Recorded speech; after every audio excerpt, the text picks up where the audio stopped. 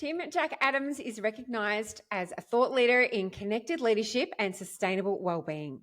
He helps leaders, teams, and organisations reconnect to their energy, purpose, and each other, building cultures that are not just high performing but deeply human.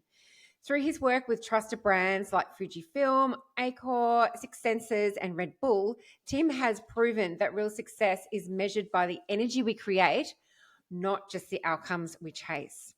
His company, Green X7, is setting a new global standard for well-being driven leadership and meaningful connection. Tim believes when we reconnect to what matters, value, meaning, and belonging, we don't just build great companies, we create a better future for everyone. And we're going to be talking about this and his new book, Energized, today. So welcome, Tim. Thank you, Julie. That was a lovely intro. Such a good intro. And so for the listeners, if you are feeling stretched or flat or just tired of being tired, this one is definitely for you. So Tim, I'm a massive believer that we are a leader of ourselves in the first instance, which of course means that we are the leader of our own energy. And you've been asking a really powerful question: how's your battery? What inspired that check-in for you, and what does it reveal about the state of modern Australia? Yeah, so the how's your battery question, it kind of came from a place that wasn't so happy. It was in 2016, I lost, one of my really good friends and business partners and mentors of mine to suicide. And look, Mel was a guy that I'd spent 7 years with. We ran snorkel with the turtle tours together. So you couldn't imagine a better job working in. And, every afternoon we'd always sit back on the deck and, we'd have a beer and, watch the dolphins swim past on the Tweed River. And life was absolutely perfect. It truly was. Well, so I thought. And, every afternoon I'd say, look, see you tomorrow, Mal. And you're all good. Oh, mate, yep, life's great, Timmy. And, and unfortunately, one of those nights he took his life, and unfortunately I never got to see him again. And, I reflected back in my growing up, where I grew up with 5 brothers, and, emotional intelligence wasn't high up on the list. And every time you did say, are you okay? The typical answer was, yeah, I'm fine. And, Mal said the exact same thing the exact same day that he took his life. Yep, Timmy, you're all great. See you tomorrow.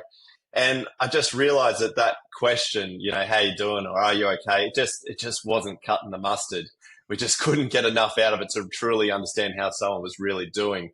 And, back then I really had to understand, how do I get guys, my brothers, my mates, to really open up, to take the mask off, to, take down the shield and just get them to just have a conversation.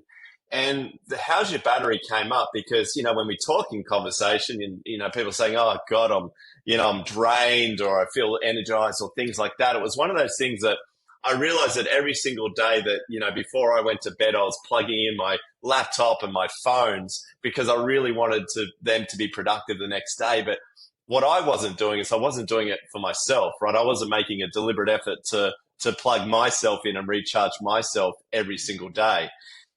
And so what happened was, when we started to look at, what well-being was, which really is just flip it on its head, it's just being well, how do we actually measure it and how do we talk about it? And universally, how's your battery is something that everyone gets, they understand it, and it's measurable. And it was the same time that we created that app that was able to measure well-being in 60 seconds. And that's where the whole battery concept came from. I love it. It's as you say, it's such a good way to open up that conversation because, men hide behind, yep, I'm fine. And women do the same thing. It's like, yeah, I'm fine. It's fine. We'll just move on. And I'm very sorry to hear about your friend who definitely wasn't that. So I love how you've opened up this conversation around, something that's so incredibly important. So what are the most common signs that someone's battery is running dangerously low? Yeah, and look, I think it's one of these great examples where, I've been measuring Australia's batteries now for 7 years. and the average battery is sitting around 64%. So really, we're just functioning. But the thing is, and I see this all the time, it's like that beautiful black swan that you see that's just Yeah. gliding gorgeously along the sparkling water and everything thinks they're just a-okay. And then underneath the water, they're just sitting there going, oh my God, life sucks. Life is really hard. I'm dying here. Someone help me out.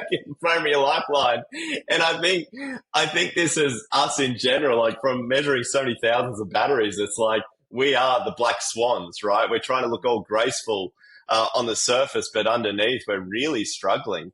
And look, I think it's some examples for me, and look, I'll take me as a perfect example, right? Because I know exactly, well, everyone around me knows exactly when my battery starts to get low. Is that, I find that I get a little bit short tempered, a little bit impatient. I'm certainly not as fun and energetic. And I know when I've recharged, and especially if you think about yourself, if you go do something fun that really lights you up, that recharges your battery, like I come home to the family, I've got 2 kids under 4 and a gorgeous wife, and I'm like full of love and full of light, and I'm like down on the floor and playing Lego, and I'll give my wife a big smooch and a hug, and I'm just like, how you guys going? And then the opposite is, when I've had a really tough day, I haven't, taken any time for me, I haven't prioritized my well-being, I sort of get home and, I've got the negative energy going on, and I just want to sit on the couch and throw on Netflix and just say, leave me bloody alone. I don't want to deal with it. And so I think, when we look at physically, mentally, emotionally, socially, it's quite easy at home to see when people's batteries are low, because unfortunately what we do is we sort of take off the armor when we get home, right? And we're sort of unfortunately not the greatest to those that love us the most. But the moment we work, we go into work, we put the shield back on, and then all of a sudden we're that black swan again. So you've really got to be present with someone. And I think this is the problem, is that, because we're so busy being busy, and we've become very good at communicating, but absolutely hopeless at communicating in terms of connection and creating a deeper connection, we're not taking the time to really sort of be present with someone and go, look, how is your battery? Are you really okay? And actually sit there and actually wait for a response, and just listen. So I think that, sometimes we hide behind the shield really well. I think, when we created this battery, we share it with people, right? So obviously now when I do my battery, I share it with my wife, a couple of good mates of mine, a couple of my brothers. And so we know exactly how we're going. If I've gone from 85%, I've dropped down to 75%, which I did the other day, and I was low on fun, physical health, and friendships, straight away within 2 minutes of sharing my battery, Ant-Man, one of my best mates, rings me up and he goes, right, Timmy, we're going for a surf tomorrow morning, 7 o'clock. I'm bringing the boys. Let's pep you up a little bit. And I was like, damn it. That is why we created this battery, for that exact reason. Yes, I love that. And for our listeners, the link for the battery is in the show notes, and you can check your own battery. And I did mine today and I loved it. Like, it's just such a great framework. Something you said about work, Tim, in terms of putting the shield up. Do you, to me, from my corporate background, it's sort of like it's expected that you are running yourself into the ground, because if you're not doing that, then you're not successful, right? If you're not working long hours, if you're not busy, then what are you? So, sorry, Julie, I just lost you. I missed really? you. There we go. I got you. We're working long hours. Okay, I'll say that again. So you're from my corporate background, and you mentioned about putting the shield up at work. If you're not working long hours and if you're not busy, I feel like the perception is then you're not doing enough, like you're not successful enough. It's almost expected that you do run yourself into the ground and that your battery is low, because it's just how it is. What are your thoughts about that? This is a great question. And look, I've been lucky enough to work with some of the most amazing leadership teams in Australia and around the world. And I think when people start to realize that long hours doesn't also necessarily mean being productive and doing your best work, I think this is when it's going to start to change. So, look, there's a great example around here, and there's lots of examples, but I think one of the biggest ones is that, first of all, we know now by science that the longer the hours you do, the less productive and the better quality of work that you do. Like, we know this, the data's out, the research is there. The other thing is too, is what we've got to be careful of. And look, business owners and, CEOs are very, very good at this. We go and go and go until we can't go any further. We get chronic fatigue, we burn out, and then basically we're no good for anyone. And the thing is, look, I've got a couple of businesses. I've just spent, the last 2 days with, 35 business owners doing a retreat. And the thing about being a business owner is that you always want to be in control. The C-suites, the leaders, we always want to be in control, and we don't want to leave anything up to anyone else. Now, this is all well and good when we've got energy, when we're there and we're thriving. But the moment that our battery starts to go from thriving to functioning to surviving, and then all of a sudden, just like that, one morning you just can't roll out of bed. You literally have zero energy to roll out of that bed. And unfortunately, you never really know when it's going to come, because you know that you're low, you're starting to feel fatigue, you're starting to feel flat, you're starting to lose that purpose and that edge, but you keep pushing yourself until one day you can't. And sometimes it can take 3 months or 6 months just to get back to the position you were. Now, unfortunately, during that time, everything else has sort of moved on without you, right? Or everything else has dropped around you.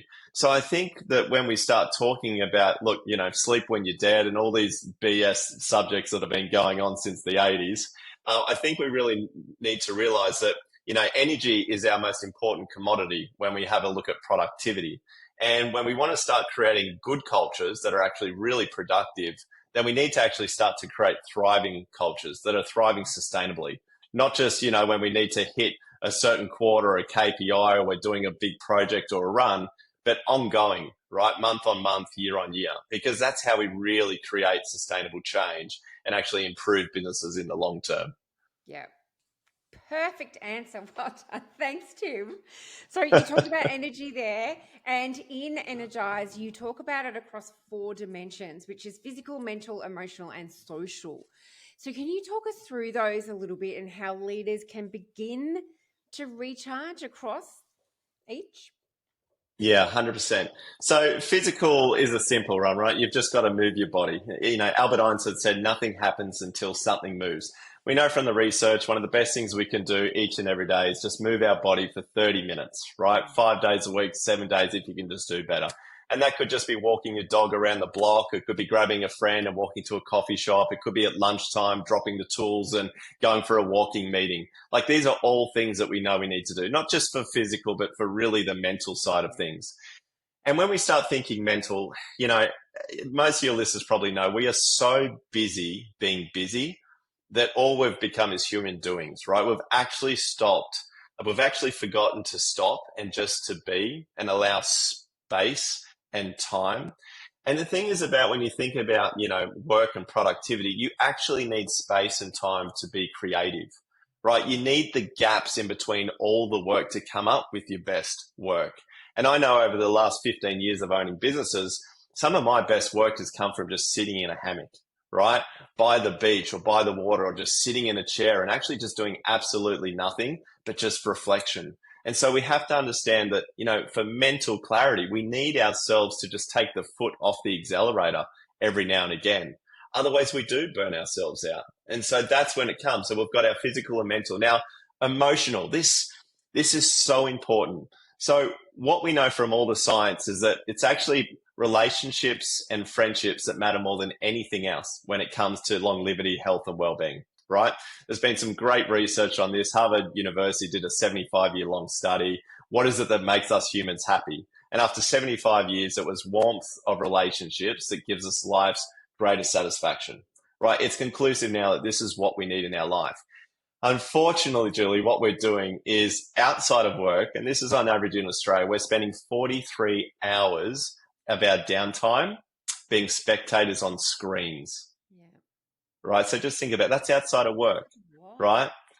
Outside of work. And we're only spending 3 hours, right, emotionally connecting to others. Now, So let's have a look at that. 46 hours doing the things that basically we shouldn't be doing, is being spectators. And when you think about it, you're writing a book of your life that is just watching other people live life, which is bloody depressing when you ask me. And then the things that matter more than anything else, which is actually connecting with your friends and your family, right? That emotional side of things, you're only doing 3 hours. So this is why we're becoming lonely. Like, loneliness is the fastest growing epidemic in Australia. It's why we're becoming depressed, because we're putting time into things that don't matter, which is spectating, right? And when we spectate, Teddy Roosevelt said, comparison is the thief of joy. It's constantly stealing the joy away from us, comparing ourselves to others. And so we have to make time for the things that matter more. Now, I know work matters a lot, but I think we think that work matters most. I think we've forgotten that life is actually lived through our heart and not just through our head. And the number one regret of the dying is, I wish I lived a life true to myself and not the one others expected of me. And no one ever said, as far as I know, on their deathbed, I wish I worked more. No one bloody said that. They wish I'd spent more time with friends and family, more time having fun, right? These are all the things that people wish they'd done. We just get so caught up in the work. And then the last one is the social piece. And this is great because when you think about work, right, we spend more time with our workmates than we probably do with anybody else. And so if you have a shit work culture and you're not enjoying going to work, or you're the leader and you're actually creating a culture where people don't want to be, right, that is your responsibility to actually create a workforce and a culture, right, that actually gives positive human connection, that creates a time and space to actually have wonderful interactions. Not only is it good for the profit line, right, but it's actually good for your people. And so you have a responsibility to create a beautiful, thriving workforce, because it's not just good for the people, but it is really good for your P&L. Absolutely. If your people are happy, if they're nurtured, they're going to do their best work. It's just, a no-brainer. But I love how you have tied all of that together. And another thing that I really love as part of your book, and ties back to what we were talking about before we hit record, where you've just done something, you've had an event with people and you took them outside, reconnecting with nature. Why is that so important for our energy and for us, reconnecting back to ourselves? And look, this is where it all stems from. These, back in 2012, when we started researching, why is it when we actively engage in nature do we seem to be healthier and happier? We created this framework based around 7 tools of green exercise, Green X7. And these tools were movement, environment, earthing, time, connection, reflection, and breath. Now, a lot of people, especially back then, 12 years ago, they're like, oh my God, this is so fluffy, Timmy. Why don't you go and hug a tree? Right?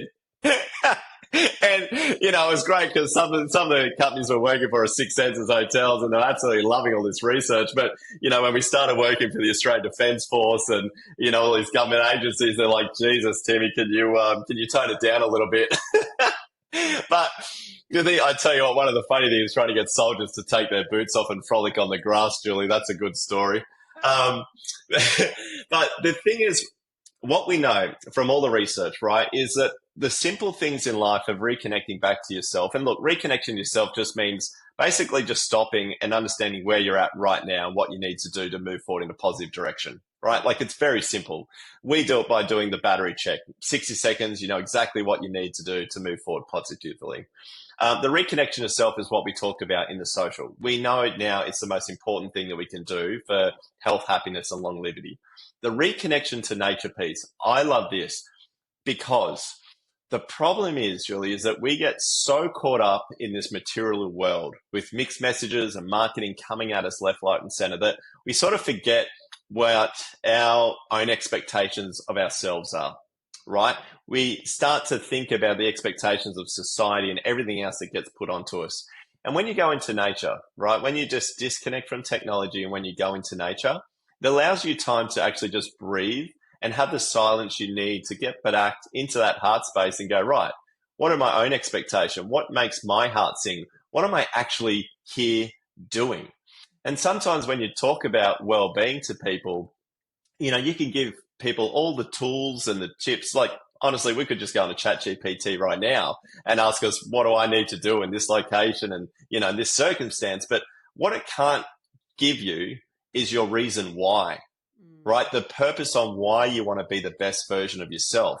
And it's really hard, right, to actually sit in that when you're constantly caught up in this day-to-day business, and being able to step out into nature and into that silence, right, and into a world that just doesn't give a shit whether you got your makeup on or what kind of pants or shoes you're wearing or what kind of watch you're wearing, right? It really just gives you back to that intuition of like, who am I and what am I really here to do and who am I doing it for?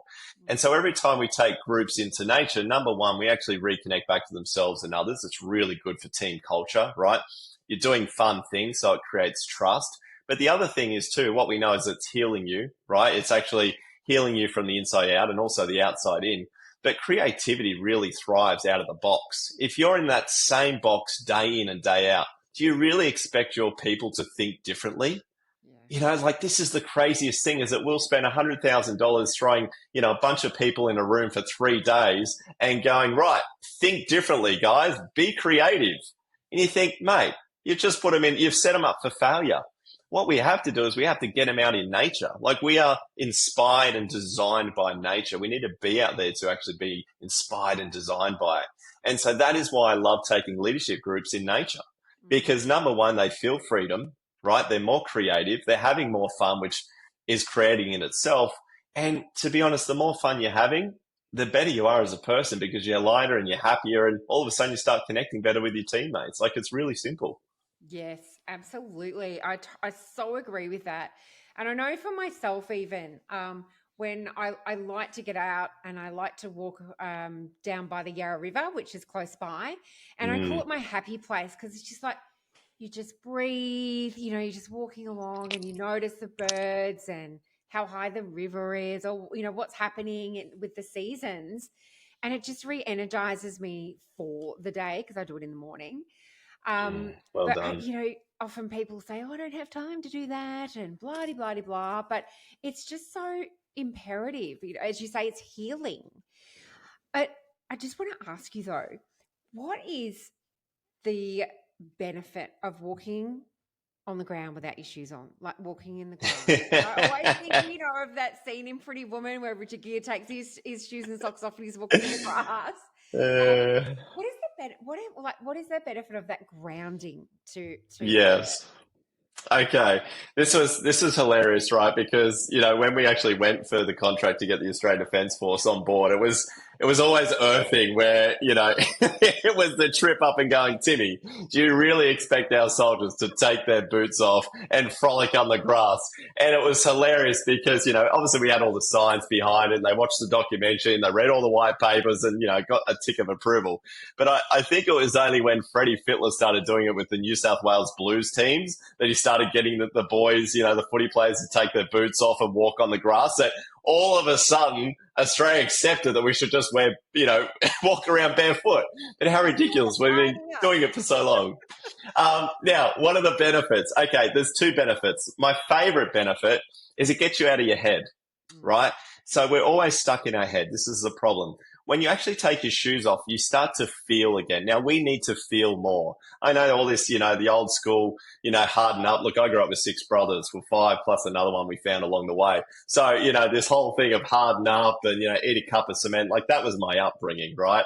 So when we start talking about feelings, which I only discovered about 10 years ago, right? Feelings is actually where life is, right? It's where life happens, right? Nothing happens unless you feel. And the way that happens when you take your shoes off and you put your bare feet on the grass or the sand or dirt, you actually get out of your head and you have to feel, right? That's what it does. So it allows you to breathe and just be. The other thing is that inflammation sits at the core of all chronic disease and illness. And earthing is one of the best things that you can do for inflammation, right? It actually helps stabilize your magnetic rhythms. This is stuff that I can never pronounce. This is why we have a board of advisors, Julie, because they're all the smart people and I just, live the practical. But it's really, really good for inflammation. We need about 20 minutes a day of our shoes off to help. So when people say, oh, it's too bloody cold, I live in Melbourne, or all of these things, one of the things I say is the best thing you can do if you're really time poor, which is most of our listeners are, is that during lunchtime, what we want to do is try and down tools, because when you're eating and multitasking, your body goes into this stress mode, fight or flight, and actually stores fat, right? So what we want to do is we down tools, we grab a friend, right? We go outside if it's a nice day. We get some sunshine, vitamin D, because in Australia, we're basically 70% of us are vitamin D deficient. And we actually need it when the sun is shorter than our shadow. So when our shadow is shorter than us, right? That's the only time we really get the benefits of that vitamin, D3 that help prevent up to 50 chronic diseases and illnesses. So go out. Yeah, it's quite amazing actually. So drop down tools, grab a friend, go outside, have a picnic, take your shoes off on the grass, go for a nice 10 to 15-minute walk, reactivate the brain again, because that's what we need instead of going into that, afternoon slump, that food coma. So if we want to get our team to be productive again in the afternoon, we really want them to go for a walking meeting or just get them to move their body, which gets those creative juices going in the brain. So they are the benefits, or one of the benefits for earthing. And look, it just feels bloody good too. It does feel good. It does. I need to do that more. I live in Melbourne and it's cold right now. My feet would turn blue. I need to harden up with that one. Oh, Tim, do you have a secret weapon? So I know that you've got the battery check that you do every day, but is there a secret weapon that you do, to really keep yourself energized? Because you're giving to others all the time, like when you're delivering, your family, your kids. What do you do? What's your secret weapon? Yes. So my secret weapon is called a rhythm, which obviously in the book I write a lot about. But look, I've been really lucky for the last 12 years. We've been working with some of the best academic minds around the world, looking at well-being and really looking at in terms of what's simple, practical, and easy for people to do, because then it becomes sustainable. So, when we start biohacking, we start adding all these other things in, it's not sustainable. We need things that are sustainable in our life, that are really easy to do. And so for me, I've got this beautiful 30-minute rhythm that I do each and every day. So I'm an early riser, but basically by the time I sort of, get indoors to the family at sort of 6:30, I collect my two kids. So I've got my wife, Carly, I've got Frankie and Sunny, and I've got my Labrador, my chocolate Labrador, Hugo. And what we'll do is we'll go for a 30-minute walk around our block. And basically for me, that's no technology. I get to reflect and have a good catch up with my wife, right? The kids are playing, they're outside, they're having fun. So we're moving our body, we're out in the environment, right? I'm connecting with my wife, we're reflecting, we're breathing. All those 7 tools come into it. And then basically the way that I get my earthing and sunshine is at lunchtime. I'm very good at making sure that our team down tools, and we spend at least sort of 45 minutes actually outside in the sunshine, having a great connection together. Look, I live in Kingscliff, so I'm really lucky. We'll even go for a beach swim, which is what we did today after one of our workshops. So look, there's going to be people out there and go, how ridiculous. Like, I don't have time to frolic and ponder. Now, the people that are saying that, they probably want to think about, well, what are they using their time for if not to live life? And that's what I always think about, is because everyone always says, I don't have time to look after my well-being. And I always just say to them, well, what is your life actually about then? And that's what we have to reflect on. Yes, Tim, that's so powerful. And I think that is such a great point to leave the discussion there. It's such a powerful question. So thank you so much for being part of Leading You, and for really leading this conversation, and for making such a difference in a world that needs this difference made, Tim. So thank you so much. Absolute pleasure. Thank you for inviting me. Keep charging, huh?